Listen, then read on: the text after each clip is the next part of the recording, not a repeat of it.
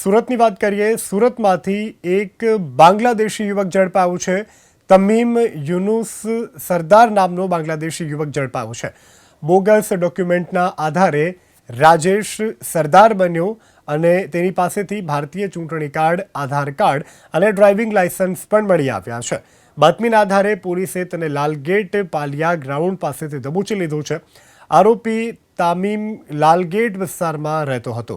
આરોપીએ પૂછપરછમાં ચોંકાવનારા ખુલાસા પણ કર્યા છે। તે 1.5 વર્ષ પહેલા બાંગ્લાદેશી એજન્ટ મારફત ભારતીય સીમામાં ઘૂસ્યો હતો। હાવડા રેલવે સ્ટેશનથી તે ટ્રેન મારફત સુરત પહોંચ્યો હતો। સુરતમાં તે અલગ અલગ જગ્યાએ ભાડેથી રહેતો। માત્ર 1.5 વર્ષમાં જ તેણે બોગસ ડોક્યુમેન્ટના આધારે આધાર કાર્ડ, ચૂંટણી કાર્ડ અને ડ્રાઇવિંગ લાયસન્સ પણ બનાવી લીધા હતા।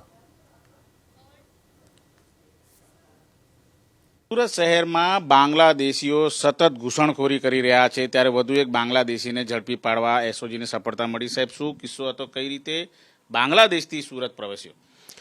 એસઓજી દ્વારા સતત બાંગ્લાદેશી, પાકિસ્તાની જે કોઈ ફોરેનર્સના લોકો રહેતા હોય છે એના સતત ચેકિંગ ચાલુ હોય છે। એ દરમિયાનમાં જ્યારે બંને પ્રકારના ડોક્યુમેન્ટ્સ કે જે અલગ દેશ હોય ત્યાંથી જે આવેલો હોય, એટલે કે બાંગ્લાદેશ, પાકિસ્તાન એનું અને ભારતનું બંને ડોક્યુમેન્ટ મળે તો એના ઉપર અમે ફોરેનર એક્ટ મુજબ અને ડોક્યુમેન્ટ અંતર્ગત ગુનો દાખલ કરીએ છીએ।